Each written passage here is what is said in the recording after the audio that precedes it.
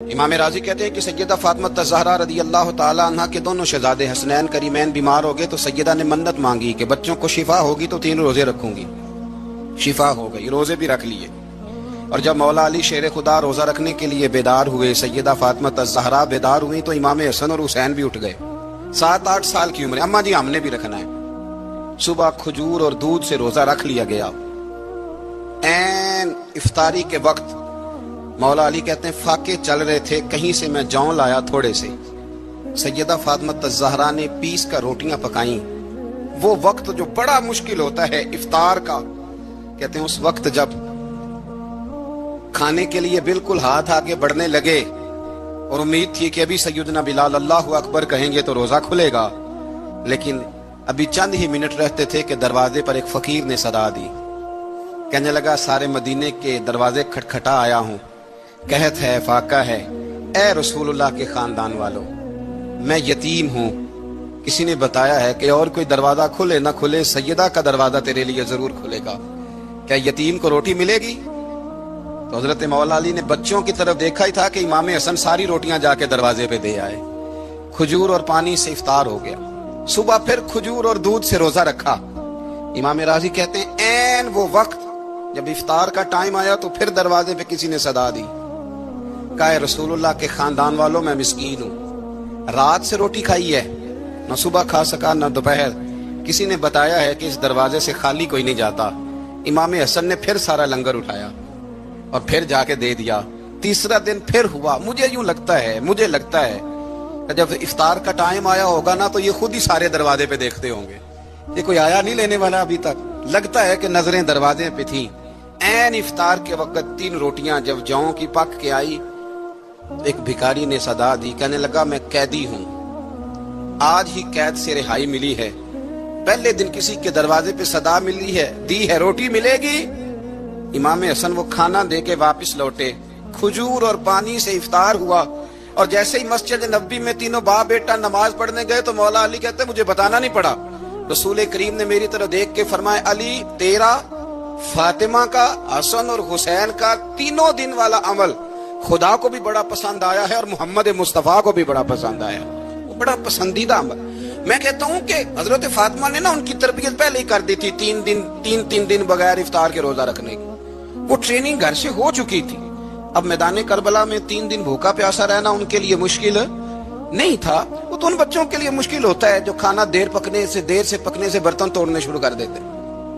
وہ بچے بلیک میل ہوتے ہیں جن کو ایک وقت ان کے پسند کا کھانا نہ ملے تو وہ گھر میں جو ہے وہ ادھم شروع کر دیتے ہیں، جن کی ماں نے عادت ڈالی ہو کہ بیٹا 3 دن بھوکے پیاسا رہنا ہوا تو رہ لینا، لیکن کسی بھی باطل کے ساتھ کمپرومائز نہ کرنا، ان کے لیے اتنا مشکل نہیں تھا۔ ان کی تربیت ہوئی، ان کی ٹریننگ ہوئی، پھر اللہ نے ان کی سیرت میں رنگ بھرے، ان کے کردار میں حسن آیا، وقار آیا۔ حضرت امیر معاویہ رضی اللہ تعالیٰ عنہ نے ایک شخص کو بھیجا مدینہ منورہ شام سے، تو اس نے کہا میں نے امام حسین سے ملنا ہے، تعارف کیا ہے؟ جناب امیر معاویہ فرمانے لگے مسجد نبوی میں جانا جس کے گرد لوگ سب سے زیادہ ادب سے بیٹھے ہوں اور جس کی باتیں سب سے زیادہ میٹھی ہوں اور جس کی نظریں سب سے زیادہ جھکی ہوں اور جس کے چہرے پر تمہیں سب سے زیادہ وقار نظر آئے وہی علی کے بیٹے حسین ہوں گے۔ جو سب سے زیادہ تمہیں وہاں ماحول کے اندر جو شخص نظر آئے پوچھنے کی ضرورت نہیں پڑے گی۔ تو شخص کہتا میں مدینے آیا تو میں نے واقعی ایک شخص کو دیکھا، شہد کے گرد مکھیوں کا اتنا ہجوم نہیں ہوتا جتنا امام حسین کے گرد رسول اللہ کے غلاموں کا ہجوم تھا، لیکن نظریں جھکی ہوئی، باتیں میٹھی، لہجہ گداز، لفظوں میں رانائی، اور لوگ کئی باتیں پوچھتے تو علی کے صاحبزادے ایک آدھ جملہ بولتے تو لگتا یہ کہ وہ جملہ سیدھا دل میں اترتا چلا جاتا ہے۔ امام علی مقام کے کردار میں نا کچھ باتیں بڑی زیادہ تھیں، بہت زیادہ تھیں، بڑا حسن تھا۔ ایک بات تو یہ تھی امام حسین رضی اللہ تعالیٰ عنہ کا علم و فضل بڑا کمال کا تھا۔ ایک دفعہ صحابہ میں مسئلہ بن گیا کہ بچہ پیدا ہوتا ہے تو اس کا وظیفہ کیسے لگانا ہے۔ امام حسین کا علم و فضل بتا رہا ہوں، علم و فضل، تو بات بڑی پیچیدہ ہو گئی۔ حضرت عبداللہ ابن زبیر کے پاس لوگ آئے، کہنے لگے کہ آپ بڑے صاحب علم و فضل ہیں، آپ نے حضور علیہ الصلوۃ والسلام کے ساتھ وقت گزارا ہے، تو مسئلے کو حل کریں کہ بچہ پیدا ہونے کے بعد حکومت اگر وظیفہ لگائے گی تو کب لگائے گی؟ جب بحث طول پکڑ گئی، مسئلہ حل نہیں ہوتا تھا، تو حضرت عبداللہ ابن زبیر کہنے لگے ہم سے نہیں حل ہوگا، ایک بندہ ہے جس کے سینے میں رسول اللہ صلی اللہ تعالی علیہ وسلم کے نور نبوت کا فیضان ہے، وہ یہ مسئلہ حل کریں گے۔ تو کہا وہ کون سے؟ آپ فرمانے لگے جب ہم سے مسائل حل نہیں ہوتے تو ہم ان کے علم سے فائدہ اٹھاتے ہیں۔ کہا کون ہے؟ کہا جناب امام حسین۔ تو لوگ حضرت امام حسین کے پاس گئے کہ حضرت یہ ایک مسئلہ الجھ گیا ہے کہ بچہ پیدا ہو تو وظیفہ کب لگانا ہے؟ فرمایا الجھنے والی بات ہی کوئی نہیں، پیدا ہونے کے بعد جب وہ پہلی دفعہ آواز نکالے تو اس کا وظیفہ لگا دو۔ اس کا مطلب یہ ہے کہ وہ دنیا میں آ گیا ہے، اس نے اپنے آنے کا اظہار کر دیا ہے، اعلان کر دیا ہے، اب اس کا وظیفہ لگا دو۔ تو اس پر پھر صحابہ کا اتفاق ہو گیا۔ امام حسین کے علم سے، فضل سے لوگ فیض اٹھاتے تھے۔ پھر اس کے ساتھ ساتھ امام حسین کا ذوق عبادت بڑا شاندار تھا، بڑا زبردست ذوق۔ علامہ جوزی نے لکھا ہے وکان الحسین رضی اللہ تعالی عنہ فاضلا کثیر الصوم والصلاۃ والحج والصدقۃ وافعال الخیر جميعا۔ آپ فرماتے ہیں کہ امام حسین زیادہ نمازیں پڑھنے والے تھے، کثرت سے سجدے کرنے والے، کثرت سے روزے رکھنے والے، زیادہ حج کرنے والے، اور امام حسین صدقہ دینے والے اور نیکی کے کاموں میں شدت کرنے والے تھے۔ امام حسین کا جو ذوق عبادت تھا وہ اتنا شاندار تھا کہ آپ فرض نماز کے علاوہ روزانہ 100 رکعت نماز نفل ادا فرمایا کرتے۔ اور امام حسین فرماتے زندگی میں کبھی ایسا نہیں ہوا کہ 3 دن گزر گئے اور حسین کا قرآن پاک ختم نہ ہوا۔ 25 حج کیے امام حسین نے مدینہ منورہ سے مکہ مکرمہ پیدل جا کے، 25 حج۔ اب تو نسبت والے لوگوں کو عبادت کی ضرورت نہیں نا، اللہ ماشاءاللہ کہتے ہیں نسبت بڑی ہے۔ بھئی جن کی نسبت اتنی خاص تھی کہ حضور نے فرمایا یہ فاطمہ کے نہیں میرے بیٹے ہیں، ان کا تو حال یہ ہے کہ فرض کے علاوہ 100 نفل، 3 دن سے پہلے ختم قرآن پاک، 25 حج فرمائے، تو کس نسبت کی بات کرتا ہے؟ یہ نسبتیں تو ہیں جو انسان کو عبادت کے قریب کرتی ہیں۔ لوگوں نے معیار ہی بدل دیا ہے۔ حضرت سیدنا امام حسین کی شہادت کے بعد حضرت عبداللہ ابن زبیر رضی اللہ تعالیٰ عنہ نے قاتلان حسین سے خطاب کیا اور فرمانے لگے اللہ کی قسم تم نے اس شخص کو شہید کیا ہے جو راتوں کو لمبے لمبے قیام کرتا تھا، اور تم نے اس شخص کو شہید کیا ہے جس سے میں دن میں جب بھی ملتا تھا تو وہ روزے سے ہوتا تھا۔ تم نے اس شخص کو شہید کیا جو قائم اللیل تھا، صائم الدہر تھا، اس شخص کو تم نے شہید کیا۔ آپ کو پتہ ہے کہ میدان کربلا میں جب 9 محرم کو ابن سعد نے امام حسین سے کہا کہ جنگ کرو اگر یزید کی بیعت نہیں کرنی، تو امام حسین نے فرمایا 1 رات کی مہلت دے دو، 1 رات کی مہلت دے دو۔ حضرت امام زین العابدین کہتے ہیں میں نے اپنے والد گرامی سے عرض کی کہ ابا جی آپ جہاد سے دور جانے والے تو ہیں نہیں، آپ تو جہاد سے پیار کرنے والے، اور یہ بھی پتہ ہے مجھے کہ یہ جنگ اب ہو کے رہے گی، تو 1 رات کی مہلت دینے کا معنی کیا ہے؟ بھئی کل بھی لڑنا ہے اور رات بھی لڑنا ہے، تو ابا جی 1 رات کی مہلت۔ تو سیدنا امام حسین رضی اللہ تعالیٰ عنہ فرمانے لگے بیٹا رات کی مہلت اس لیے لی ہے کہ میں آج رات کھل کے اپنے رب کی عبادت کر لوں، میں استغفار کر لوں، میں لمبے سجدے کروں۔ اور کہا زین العابدین تو جانتا ہے نا کہ مجھے نماز سے، تلاوت سے، دعا سے اور استغفار سے بڑا پیار ہے۔ نماز سے مجھے پیار ہے، دعا سے مجھے پیار ہے، استغفار سے مجھے پیار ہے۔ فرمایا بیٹا میں نے اس لیے نہیں کہ میں چاہتا ہوں 1 رات اور دنیا میں رہوں۔ تو امام زین العابدین فرماتے ہیں امام علی مقام نے سجدے پہلے بھی بڑے کیے، پر 9-10 کی درمیانی رات جو ان کے سجدے تھے وہ میں نے کبھی نہیں دیکھے۔ فرماتے ہیں تیمم کے ساتھ وہ رات کی جو عبادتوں کا رنگ تھا وہ میں نے کبھی نہیں دیکھا۔ امام علی مقام کا عبادت کا ذوق تھا، شوق تھا، لذت تھی۔ آپ یقین کریں ایسے ایسے عجیب بہانے ہم لوگوں کہتے ہیں میرا نماز میں دل نہیں لگتا، تو میں کہتا ہوں تیرا گپ شپ میں کس طرح لگتا ہے، تیرا موبائل پہ کیسے لگتا ہے بھائی؟ یہ تو بھائی ذوق کی بات ہے۔ امام حسین کہتے ہیں مجھے قرآن پاک سے پیار ہے، مجھے تلاوت سے پیار ہے، مجھے دعا سے پیار ہے، مجھے استغفار سے پیار۔ بھائی جس کو جس چیز سے پیار ہوگا دل لگ جائے گا۔ ہم نے کبھی پیار کیا ہی نہیں اس سے، جن چیزوں سے پیار ہے وہاں دل لگ جاتا ہے۔ یہ ایک بہانہ ہے، ورنہ کثرت سے عبادت کرنا، ذوق پیدا کرنا، یہ تو اہل اللہ کا طریقہ ہے۔ والذین یبیتون لربہم سجدا وقیاما، رب کے بندوں کی علامت یہ ہے کہ وہ راتیں سجدے اور قیام میں گزار دیتے ہیں۔ تو امام حسین کی سیرت کا کمال ہے کہ ذوق عبادت رکھتے تھے۔ دوسری بات جو امام علی مقام کی سیرت میں بڑی شاندار ہے وہ یہ ہے کہ سخی بڑے تھے۔ ایک قول سنانا ہے آپ کو امام حسین کا، اور خواہش میری یہ ہے کہ میرے حاضرین اور ناظرین اس قول کو رٹا لگا کے یاد کریں۔ اس قول کو انشاءاللہ. یہ قول جو امام حسین کا ہے نا جی، یہ جس دن مجھے ملا تھا نا تو میں نے بھی رٹا لگا کے یاد کیا تھا، اور میرے پاس جتنی ڈائریاں ہیں شاید میں نے سب میں لکھا ہے. امام علی مقام رضی اللہ تعالیٰ عنہ فرماتے تھے اللہ کی رضا کے لیے کسی شخص کی ایک حاجت پوری کر دینا 1 مہینہ مسجد میں اعتکاف کرنے سے زیادہ درجہ رکھتا ہے. ایک بندے کی ایک حاجت پوری کر دینا 1 مہینہ پورا مسجد میں اعتکاف کرنے سے زیادہ درجہ رکھتا ہے. خدا کے بندے تو ہیں ہزاروں اور بنوں میں پھرتے ہیں مارے مارے، میں اس کا بندہ بنوں گا جس کو خدا کے بندوں سے پیار ہوگا. کسی بندے کی ایک حاجت پوری کرنا 1 مہینہ اعتکاف میں بیٹھنے سے زیادہ افضل ہے. اسی لیے تو میرے حبیب کریم علیہ السلام نے فرمایا تو رب کے بندوں کی حاجتیں پوری کرنے میں لگ جا، رب تیری حاجتیں پوری فرما دے گا. تو امام علی مقام فرماتے تھے ایک حاجت کسی کی پوری کرو. حضرت جناب سیدہ زینب بنت ابی رافع کہتی ہیں کہ سیدہ فاطمہ الزہرا نا ایک دن اپنے دونوں شہزادوں کو لے کے، جب حضور کی طبیعت مبارک بظاہر علیل تھی جس میں حضور کا وصال ہوا، دونوں شہزادے لے کے سیدہ فاطمہ نبی کریم کی بارگاہ میں گئی. کہنے لگی یا رسول اللہ میرے بچوں کو کچھ دیجئے. سیدہ پاک تو حضور اٹھ کے بیٹھ گئے، اس کندھے سے امام حسن کو لگایا اور اس سے امام حسین کو لگایا اور فرمایا فاطمہ یہ جو میرا حسن ہے نا اس کو میں اپنی ہیبت اور سرداری دیتا ہوں، اور فرمایا یہ جو میرا حسین ہے نا حسین کو میں اپنی جرت اور سخاوت دیتا ہوں. میرا حسین جرت مند ہوگا اور سخی ہوگا. داتا گانج بخش علی حجویری امام الاولیاء سید الاصفیاء داتا صاحب کشف المعجوب میں فرماتے ہیں ایک دن نا امام حسین کے پاس ایک شخص آیا بڑی دور سے کچھ مانگنے کا، حضور کچھ دیجئے. وہ شخص کہتا ہے کہ میرا ظرف یہ تھا کہ 4-5 دینار ملیں گے. تو امام حسین فرمانے لگے تھوڑی دیر بیٹھ جا، رزق آ رہا ہے. تو امام حسین کو حکومت وقت کی طرف سے نا 5 تھیلیاں ملی جس میں ایک تھیلی میں 500 اشرفیاں تھیں. 5 تھیلیاں آئیں لیکن اس کو آنے میں نا ذرا دیر ہو گئی. وہ 5 تھیلیاں جب آئی نا تو امام حسین اس کی طرف 5 تھیلیاں بڑھا کے نا، ذرا دیکھنا میری طرف غور سے، 5 تھیلیاں بڑھا کے نا تو فرمانے لگے میاں جتنا تجھے انتظار کرایا نا اتنی ہم تیری حاجت پوری نہیں کر سکے. تو یہ نہ محسوس کرنا کہ حسین کے دروازے پہ بیٹھا بھی رہا ہوں تو ملا کیا ہے. یہ نہ محسوس کرنا. وہ شخص کہتا ہے جب میں نے وہ تھیلیاں کھولی اور پھر میری نظر امام حسین پہ پڑی تو میرے اندر سے آواز آئی اگر حسین ابن علی اتنے سخی ہیں تو محمد عربی کتنے سخی ہوں. اگر یہ معیار ان کا ہے، ان کا یہ معیار ہے، اور خود بھیک دیں خود ہی کہیں منگتے کا بھلا ہو.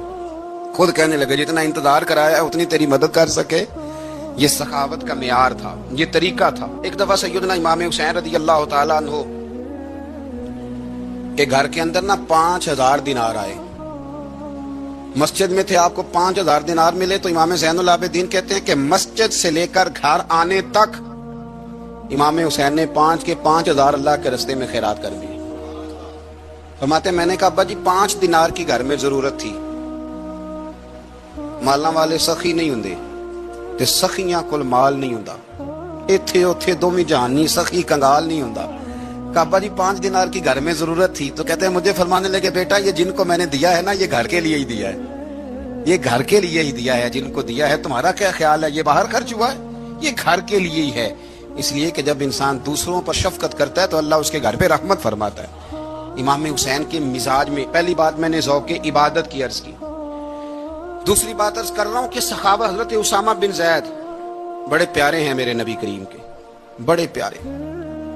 حضرت اسامہ بن زید کے بارے میں سیدہ عائشہ صدیقہ فرماتی ہیں ان کے ناک سے اگر ریٹھ نکلتی تھی تو اللہ کے رسول اپنے دستے مبارک سے صاف کر دیتے تھے.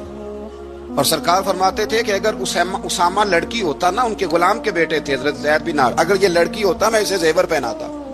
بڑے پیارے تھے. لیکن جب ان کا آخری وقت آیا نا تو 60,000 دینار کا قرضہ تھا. رشتہ داروں سے کہا، دوستوں سے کہا، یاروں سے کہا، پر قرض ادا نہیں ہو رہا تھا. حضرت اسامہ بن زید کہتے ہیں بڑا پریشان تھا. جب حد ہو گئی نا تو حضرت اسامہ بن زید فرمانے لگے جاؤ کوئی حسین ابن علی کو خبر کرو، ان سے کہو میں نا غلام ہوں آپ کے نانا کا، مقروض دنیا سے چلا گیا تو کیا بنے گا. امام حسین کو خبر ملی تو دوڑے آئے. لاجپال اس پیر کو نہیں کہتے جو تگڑا نذرانہ لے کے تو ماتھا چوم لے. لاجپال تو اس کو کہتے ہیں کہ جب ضرورت پڑے تو وہ سر پہ موجود ہو. حضرت سیدنا امام حسین تشریف لائے تو جناب اسامہ بن زید رو پڑے.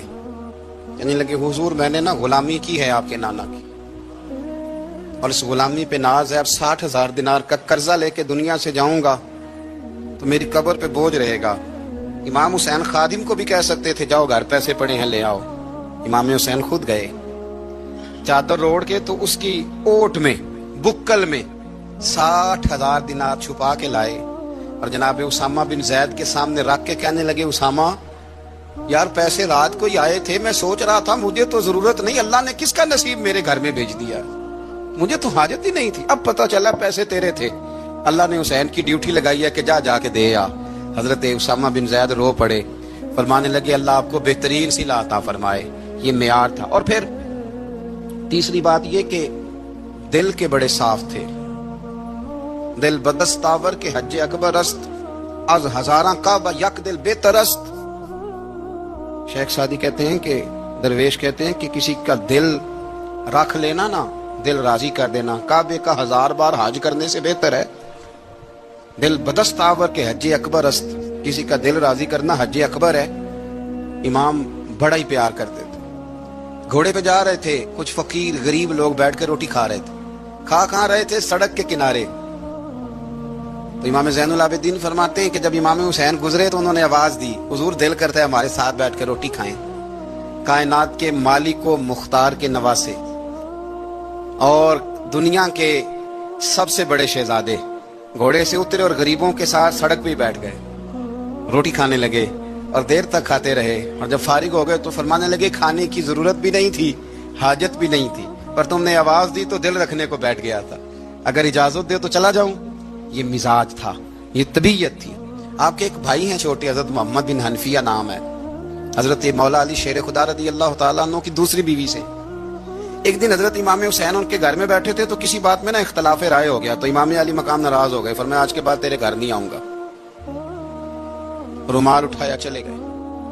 لوگوں نے حضرت محمد بن حنفیہ رضی اللہ تعالیٰ عنہ سے کہا حسین تو ناراض ہو گئے، کبھی نہیں آئیں گے۔ آپ فرمانے لگے بھائی تمہارا ہے کہ میرا؟ جی بھائی تو آپ کے ہیں۔ فرمایا اگر کہو تو چند منٹوں میں حسین واپس آئے؟ کہا جناب ناراضگی ہو گئی ہے۔ فرمایا ناراضگی ہوئی ہے پر میں اس کے دل کی نرمی کو تو جانتا ہوں نا، اس کے مزاج کے اندر جو محبت ہے اس سے تو ابھی آئے۔ کہا جناب وہ کیسے؟ فرمانے لگے دیکھنا ذرا۔ تو امام حسین نے خط لکھا، حضرت محمد بن حنفیہ نے رکا لکھا، کہنے لگے حسین میرے باپ کا نام بھی علی ہے اور آپ کے باپ کا نام بھی علی ہے، پر ایک فضیلت ایسی ہے جس میں میں آپ کا مقابلہ نہیں کر سکتا، وہ یہ ہے کہ آپ سیدہ فاطمہ الزہرا کے لال ہیں، اب محمد مصطفیٰ علیہ السلام کے نواسے ہیں۔ کہنے لگے بھائی جان آپ نے نانا جان کی وہ حدیث تو سنی ہوگی کہ دو لوگ ناراض ہو جائیں تو جو صلح پہلے کرے جنت میں پہلے جائے گا۔ فرمانے لگے دل میرا کر رہا تھا کہ پہلے صلح کر لوں، لیکن پھر بڑے بھائی کو پشت کروں گا جنت میں جاتے ہوئے، یہ بھی تو بے ادبی ہے نا۔ اب خط میں نے لکھ دیا ہے، آپ کا جو ارادہ ہو۔ امام حسین نے خط پڑھا تو آنکھوں میں آنسو آ گئے، پھر سے رومال اٹھایا۔ بچے پوچھنے لگے کہاں جا رہے ہیں؟ کہا آپ بھائی کے گھر جا رہا ہوں۔ کہا آپ تو ناراض تھے؟ فرمایا تھا ناراض پر ہے تو میرا بھائی نا، ہو گئی بات ختم۔ بڑی دل میں نرمی، طبیعت میں سوز، لہجے میں گداز، لیکن اس کے ساتھ ساتھ امام حسین رضی اللہ تعالیٰ عنہ کا جذبہ جہاد، امام حسین کی استقامت۔ آج لوگ ادھر ہوتے ہیں جس طرف ہوا کا رخ ہوتا ہے، آج لوگوں کی سوچوں کا زاویہ یہ ہے کہ جدھر رش زیادہ ہوگا ہم بھی ادھر جائیں گے۔ ہم یہ نہیں دیکھتے حق کس طرف ہے، ہم یہ دیکھتے ہیں رش کس طرف ہے۔ امام حسین رضی اللہ تعالیٰ عنہ نے رش نہیں دیکھا، حق دیکھا۔ امام حسین رضی اللہ تعالیٰ عنہ استقامت کے وہ پہاڑ ہیں، معمولی آدمی نہیں تھے۔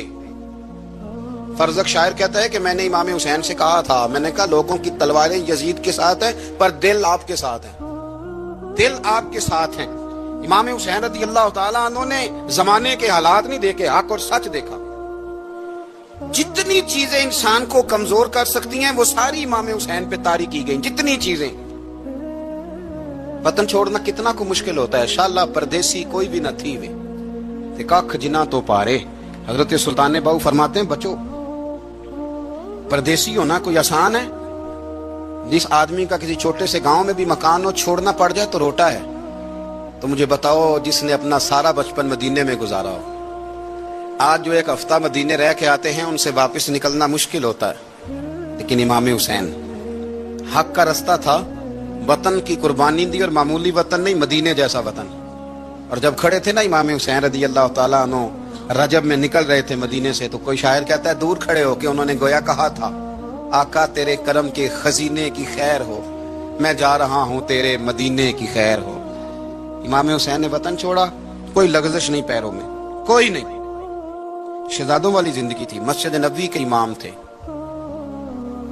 नबी करीम अलैहिस्सलाम के रोज़ा अतहर पर तशरीफ रखते थे, जमाना हया करता था, शान व शौकत थी, पर हक के लिए छोड़ा, निकल कर खानकाहों से अदा कर रस्म शब्बीरी। और फिर बड़ा मुश्किल होता है, जिस शख्स के साथ बच्चे और औरतें हों वो तो ये कह के लड़ाई से जान छुड़ाता है कि मेरे साथ फैमिली है, न होती तो तुझे बताता। पर इमाम हुसैन को औलाद भी कमजोर नहीं कर सकी, औरतों का साथ होना कमजोर नहीं कर सका। फिर इमाम अली भूख कितना मुश्किल काम है। आज लोग कह नहीं देते कि मैं तो इसलिए गुनाह करता हूं कि रिश्वत इसलिए ले लेता हूं कि बच्चे छोटे हैं। 10 दिनों की कमो बेच सफर, 3 दिनों की भूख और प्यास, पर हक के रास्ते में इमाम हुसैन को कोई चीज कमजोर नहीं कर सकी। और फिर वो जितनी बातें लोग कह सकते थे वो सारी कहीं गई, सारी। और आके अर्ज करने लगा, हुजूर ये कोई मामूली दुश्मन नहीं, ये वो जालिम है जो लाशों पे भी घोड़े दौड़ा देते हैं। तो इमाम अली मकाम फरमाने लगे, जो शहादत का जज्बा लेके निकले वो फिर अंजाम नहीं देखा करता। वो अंजाम, वो जितनी चीजें जो इस्तकामत के रास्ते में आ सकती हैं वो सारी चीजें रास्ते में आई, पर इमाम अली मकाम ने किसी चीज की परवाह नहीं की। आज का मसला ये है कि आज लोगों में इस्तकामत नहीं। रात को कुछ होते हैं, सवेरे कुछ होते हैं, दोपहर को कुछ होते हैं, शाम को कुछ होते हैं। हमारा कल अंदाजे तकल्लुम कुछ और होता है, सुबह कुछ और होता है। इमाम अली मकाम मैदान में रहे, एक मैयत घर में हो जाए तो कई दिनों तक आंख खुलती नहीं, होश रहता नहीं। सबसे ज्यादा मसाइब इमाम हुसैन ने देखे, सबसे ज्यादा। और घोड़े पर बैठने से पहले पहले सारी तकलीफें आप देख चुके थे। बाप का जनाजा उठाना आसान होता है, बेटे का जनाजा उठाना बड़ा मुश्किल होता है। पर इमाम हुसैन ने बेटों के जनाजे उठाए। हजरत अली असगर की लाश को इमाम हुसैन ने अपने दस्ते मुबारक से दफन किया। और जनाब अली अकबर की मैयत को जब आप उठा के ला रहे थे तो सैयदा ज़ैनब फरमाती हैं कि मुझे यूं कभी लगता था हुसैन का कद बड़ा है और कभी लगता था अली अकबर का कद बड़ा है। और फरमाती हैं कि फिर हजरत कासिम बिन हसन को भी वो उठा के लाए, और जनाब अब्बास के वजूद से अलग होने वाले बाजू उन्होंने ला के हजरत अब्बास के वजूद के साथ भी रखे। उन्होंने ये सारा मंजर देखा। लेकिन जब हुसैन इब्न अली अपनी दफा घोड़े पे सवार हुए तो लगता ये था कि इनसे ज्यादा बहादुर कोई नहीं।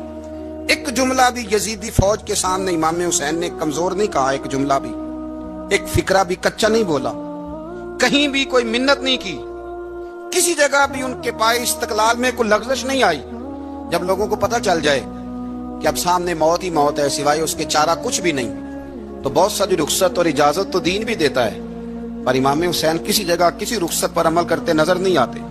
डट के बात की, डट के। और फिर जब मैदान में निकले, अल्लाह अकबर, तो इब्ने साद कहने लगा कि अगर 2-2 करके एक एक करके जाओगे तो ये 45,000 का लश्कर सारा हुसैन काट डालेगा।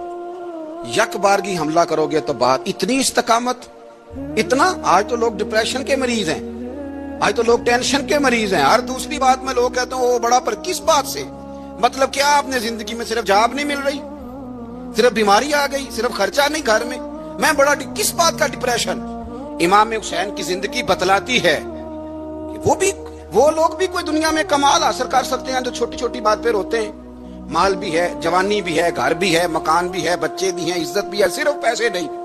और इंसान है कि आंखें नहीं खुल रही, वो समझता है मैं किसी काम का ही, फकत पैसे नहीं बस। ओ खुदा के बंदो, इमाम अली मकाम ने फरमाया सारा कुछ लुटा के भी जो मैदान में खड़ा रहे उसे हुसैन इब्ने अली कहा जाता है, उसे हुसैन इब्ने अली कहा जाता है। हुसैन इब्ने अली की शान रिफत कोई क्या जाने, हसन जाने, अली जाने, नबी जाने, खुदा जाने, कौन जाने इमाम अली मकाम का मेयार। तो इमाम हुसैन रदी अल्लाह तआला अन्हु की जिंदगी हमें बताती है कि ज़ौक़ वाली इबादत करो। इमाम हुसैन की जिंदगी हमें बताती है कि जब तुम सखावत करो तो फिर अपनी हैसियत से बढ़कर करो। और इमाम हुसैन की जिंदगी हमें बताती है कि दिल में किसी के लिए कोई बात ना रखो, सुलह करने में पहल करो, मोहब्बतें करने में आगे बढ़ो। اور امام حسین کی زندگی ہمیں بتلاتی ہے کہ جب دنیا میں تم نے کچھ کرنا ہے تو پھر ڈٹنا بھی سیکھو، پھر کھڑے ہونا بھی سیکھو۔ یہ نہ دیکھو کہ حالات، امام حسین نے ایک دن بھی حکومت نہیں کی، یزید نے 4.5 سال کی، لیکن قیامت تک دلوں پہ حکومت امام حسین کی رہے گی۔ رمضان المبارک مہینوں میں سے وہ عظیم مہینہ ہے جس کا نام اللہ نے قرآن میں بیان فرمایا۔ ارشاد فرمایا شہر رمضان الذی انزل فیہ القرآن، رمضان کا وہ مہینہ ہے جس میں ہم نے قرآن مجید کو نازل فرمایا۔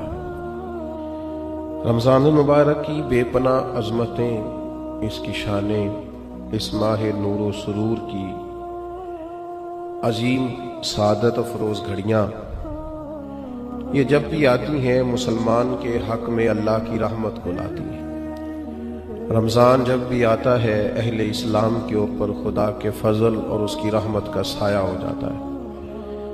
اہل ایمان اس ماہ مبارک میں اپنے دل میں خاص نرمی، نیکی کا خاص جذبہ، اخوت، بھائی چارہ اور غم خاری کے خاص جذبات اپنے دل اور روح میں محسوس کرتے ہیں۔ عزیز دوستو، کچھ چیزیں بڑی غیر معمولی ہوتی ہیں، ان کی بہت زیادہ شان ہوتی ہے۔ کئی بار بھی ان باتوں کو سنیں اور 1000 بات بھی ان باتوں کو پڑھیں، 20 لوگوں کے مختلف انداز گفتگو سے بھی ان باتوں کو سنیں تو پھر بھی وہ شانیں ایسے لگتا ہے کہ نامکمل ہی رہ گئی۔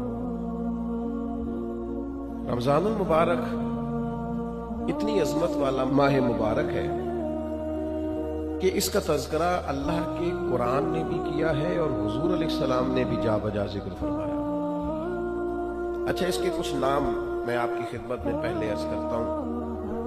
ایک تو اس کا نام قرآن نے بیان کیا شہر رمضان، رمضان کا مہینہ۔ پھر اس ماہ مبارک کو کچھ ناموں سے نبی پاک صلی اللہ علیہ وسلم نے یاد فرمایا۔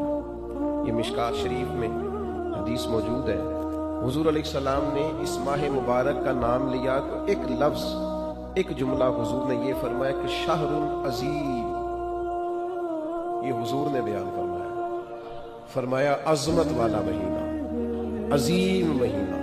یعنی کسی کو کوئی شخص کہتا ہے یہ عظیم عالم دین ہے، یہ عظیم حافظ قرآن ہے، یہ عظیم سماجی شخصیت ہے، یہ عظیم لیڈر ہے، اور جس کو حضور عظیم فرمائے، جس کو نبی کریم علیہ السلام کہیں، سرکار فرمائے، میرے نبی رحمت علیہ السلام فرمائے کہ ماہ مبارک جو رمضان ہے شہر عظیم، یہ بڑا عظیم مہینہ ہے۔ اب کھو جائے انسان اس کی عظمتوں میں اور چلا جائے عالم حیرت میں اور ڈھونڈنے لگے کہ اس کی عظمتیں کیا کیا ہیں، اس کی شانیں کیا کیا ہیں، آخر وہ کتنا کو عظیم ہے جسے مدینے والے نے عظیم کہا ہے، اس کے اندر کتنی کو عظمت پائی جاتی ہے، کتنی کو بلندی شان ہے، کتنی کو رفت ہے، جسے نبی پاک علیہ السلام نے عظیم فرمایا۔ تو ایک تو حضور نے فرمایا شہر عظیم، اور دوسرا حضور نے اس کا نام لیا، فرمایا شہر مبارک، فرمایا یہ بڑا مبارک مہینہ ہے۔ یہ لفظ مبارک ہمارے ہاں عرف میں بھی استعمال ہوتا ہے، یہ جب کوئی شخص بولتا ہے نا مبارک،